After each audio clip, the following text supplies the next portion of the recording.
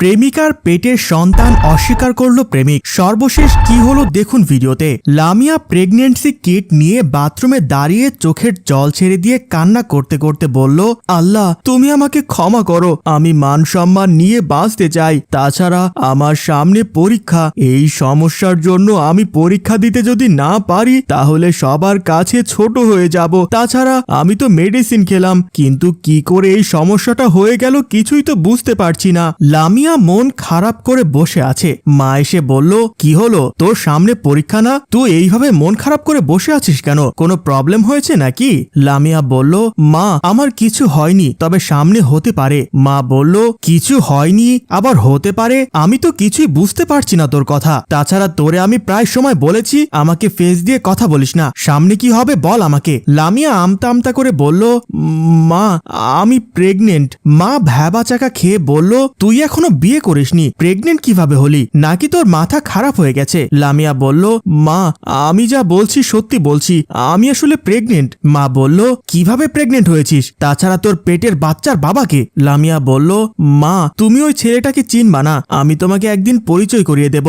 মা বলল, তুই কি ওই ছেলেকে বিয়ে করেছিস নাকি এটা একটা অ্যাক্সিডেন্ট? লামিয়া বলল, আমি বিয়ে করিনি, কিন্তু সামনে করব।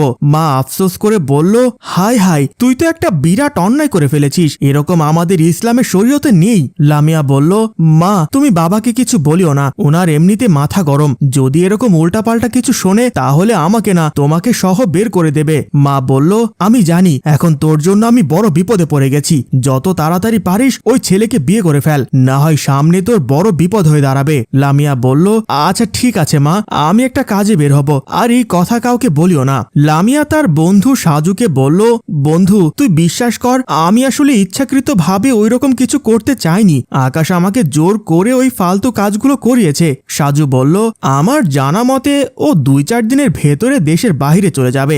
আকাশ আমার বন্ধু হতে পারে, তার চেয়ে তুই আমার আপন। এই পর্যন্ত আকাশ আমার কোনো বিপদে আসেনি, তোকে যতবার পেয়েছি। লামিয়া বলল, বন্ধু এখন আমি কি করব, তুই আমাকে একটা বুদ্ধি দে, এই মুহূর্তে তুই ছাড়া আমাকে আর কেউ হেল্প করতে পারবে না। সাজু বলল, তুই এক কাজ করতে পারিস, এখন থানায় গিয়ে একটা প্রাথমিক ওর নামে ডায়েরি কর। লামিয়া বলল, ডায়েরি মানে? বুঝলাম না, আমি তো কখনো থানায় যাইনি, তুই একটু আমার সাথে গিয়ে হেল্প কর না। সাজু বলল, বন্ধু তোকে আমি যা যা বলার তা তা বলতে পারবো, কিন্তু তোর সাথে গিয়ে কিছু করতে পারবো না, কারণ ওর বাবা হচ্ছে একজন সম্মানিত ব্যক্তি, উনি যদি জানতে পারে আমি তোদের এই সমস্ত কিছু জানি তাহলে আমার বাবাকে বলে দেবে, তার চেয়ে বরং তোর যখন যেটা হেল্প প্রয়োজন আমাকে বলিস। লামিয়া বলল, আচ্ছা ঠিক আছে, আমি এই মুহূর্তে থানায় যাচ্ছি, ও যেহেতু আমাকে না বলে দেশের বাইরে চলে যেতে পারতেছে, আমি কেন পারবো না তার নামে মামলা করতে?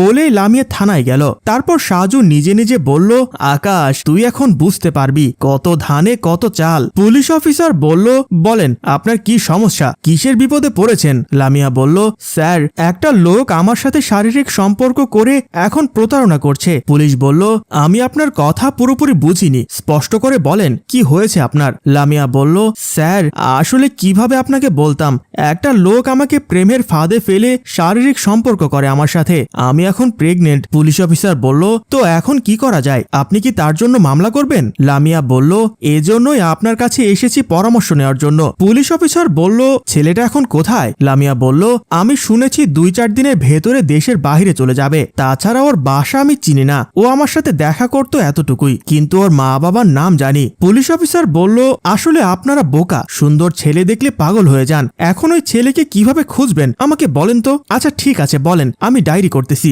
লামিয়া বলল, ছেলের নাম আকাশ, বাবার নাম জসিমউদ্দিন, সরকারি চাকরি করে, মাতার নাম রাজিয়া বেগম। পুলিশ অফিসার ছেলের মা বাবার নাম শুনে অবাক হয়ে যায়, বলল, তুমি ওই ছেলের ছবি দেখাতে পারবে? আমার কেন জানি ছেলেটা আমার পরিচিত লাগছে। লামিয়া মোবাইল বের করে ছবি দেখিয়ে বলল, এই হচ্ছে আকাশ। পুলিশ অফিসার আকাশের ছবি দেখে ভ্যাবাচাকা খেয়ে বলল, ও তো আমার ছেলে, ও কি করে আপনার সাথে এগুলো ফালতু কাজ করলো, আমি বিশ্বাস করি না।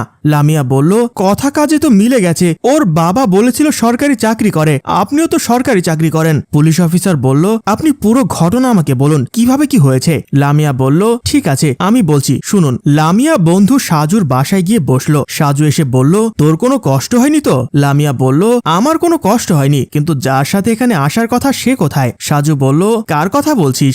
লামিয়া বলল, তুই চিনিস না তাকে? এত গভীরভাবে জিজ্ঞেস করতে হয় কেন? সাজু বলল, মা গো, প্রেম করেছো আজকে 1 মাস, কিন্তু তার নাম ধরে ডাকতে পারো না? এখনই আসবে আকাশ, একটু অপেক্ষা কর। লামিয়া বলল, এখানে কেন আসতে হচ্ছে? পার্কে গিয়ে বসলে হয় না? সাজু বলল, আমি জানি না, ও বলেছে আজকে আমার বাসায় তোর সাথে কথা বলবে। লামিয়া বলল, তোর ফ্যামিলি কোথায়? সাজু বলল, আমার বাসা এরকম 3 দিন ফাঁকা থাকবে, সবাই আমাকে রেখে সিলেটে গেছে বেড়াইতে। এর মধ্যে আকাশ এসে সাজুকে বলল, আজকে অনেক কষ্ট হয়ে গেছে আসতে। সাজু বলল, হয়েছে, বুঝতে পেরেছি, গার্লফ্রেন্ডের সামনে আসলে একটু ভাব নিয়ে কথা বলতে হয়। ঠিক আছে, তোরা কথা বল, আমি দোকান থেকে ঘুরে আসি। বলে সাজু চলে গেল। লামিয়া আকাশকে বলল, এখানে কেন কথা বলতে হচ্ছে? লোকজন দেখলে কি বলবে? আকাশ বলল, লোকজনের সমস্যা করবে তাই তো এখানে এসেছি। বলেছি না আমার বাবা সরকারি চাকরি করে? লামিয়া বলল, তুমি এই পর্যন্ত শতবার বলেছ তোমার বাবা সরকারি চাকরি করে, কিন্তু কোন ডিপার্টমেন্টে আছে সেটা তো বলনি। আকাশ বলল, সেটা এখন বলবো না, সময় হলে বলবো। আসো, সোফায় বসে লাভ নেই, একটু ফ্যানের নিচে যাই। বলে হাত ধরে বেডরুমে নিয়ে গেল। আকাশ জোর করে লামিয়ার সাথে আকাম করে দুইজন বিছানা থেকে উঠে বসলো। লামিয়া কষে একটা থাপ্পড় দিয়ে বলল, তুই আমার সাথে এসব কেন করলি বিয়ের আগে? আকাশ বলল, তোমাকে আমি ভালোবাসি, তার সাথে সাথে আমিও তোমাকে থাপ্পড় দিচ্ছি না, কারণ তুমি কষ্ট পেয়ে আমার গায়ে হাত তুলেছ, হয়তো সেটা বাসায় গিয়ে আফসোস করবে। লামিয়া বলল, তুমি আসলে ফালতু ছেলে, বিয়ের আগে এসব কেন করেছো আমাকে বলো, যদি আমি প্রেগনেন্ট হয়ে যাই তাহলে কি করবা? আকাশ বলল, 1-2 বার শারীরিক সম্পর্ক করলে প্রেগনেন্ট হয় না, পাগল কোথাকার। লামিয়া বলল, আমার যদি কিছু হয়ে যায় তাহলে তোমাকে আমি ছাড়বো না। আকাশ বলল, কি আবার হবে? আমি তো তোমাকে বিয়ে করব, তুমি হবে আমার স্ত্রী। লামিয়া বলল, সাজু না জানার আগে আমরা রেডি হয়ে যাই, না হলে ও জেনে গেলে সবখানে বলে দেবে। আকাশ বলল, তুমি ঠিক বলেছ, যাও তাড়াতাড়ি রেডি হয়ে নাও, কিন্তু এই কথা কাউকে বলিও না, আমি সবকিছু ম্যানেজ করে তোমাকে বিয়ে করে ফেলবো। লামিয়া বিয়ের আশ্বাস পেয়ে আকাশকে বলল, ঠিক আছে, তুমি ওদিকে বসো, আমি রেডি হচ্ছি। পুলিশ অফিসার বলল, আমি একজন প্রশাসনের লোক হিসেবে তোমার মামলাটা আমি নেব। আকাশ আমার ছেলে, তবু আমি আইনের দিক থেকে হয়তো তোমাকে বিয়ে করাবো না, হয়তো ওরে মামলা দিয়ে থানায় ঢুকাবো। লামিয়া বলল, আমার বিশ্বাস হয় না আপনি আপনার ছেলের বিচার করবেন। এর মধ্যে আকাশ ঢুকে পড়ল। লামিয়াকে দেখে পালাতে চাইলে বাবা বলল, এই দাঁড়া, কোথায় যাচ্ছিস? আকাশ বলল, আমার একটা কাজ আছে। বাবা বলল, এখান থেকে 1 পাও সামনে আগাবি না। আকাশ বলল, বাবা এই মেয়েটা এখানে কেন এসেছে? লামিয়া বলল, উনি তোমার বাবা, উনি যতক্ষণ এখানে আছে আমি কোনো কথা বলবো না। পুলিশ অফিসার বলল, তোমার কোনো কথা বলতে হবে না, আমার নিজ হাতে আমার ছেলেকে শাস্তি দেব, মনে করো না ওর বাবা পুলিশ আর প্রভাব খাটিয়ে ওকে ছেড়ে দেব, এমনটা ভেবো না। আকাশ সবকিছু বুঝতে পেরে বাবা ও লামিয়ার কাছে ক্ষমা চেয়ে বলল, আমাকে ক্ষমা করে দাও বাবা, লামিয়া তুমিও আমাকে ক্ষমা করে দাও, এই মুহূর্তে তোমাদের সিদ্ধান্তে আমি রাজি। বাবা বলল, আগে আগে সব বলে ফেলেছিস, না হলে তোকে আমি হ্যান্ডকাফ পরাতাম। তুই কি মেয়েকে বিয়ে করবি নাকি 2 দিন পর তাকে ছেড়ে অন্যদিকে চলে যাবি?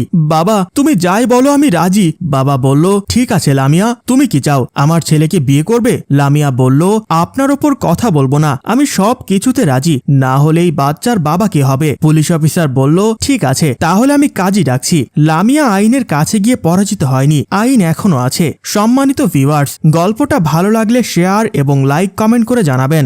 রচনা ও পরিচালনায় আবু সৈয়দ রিয়ান, প্রযোজনায় FA নয়ন চৌধুরী।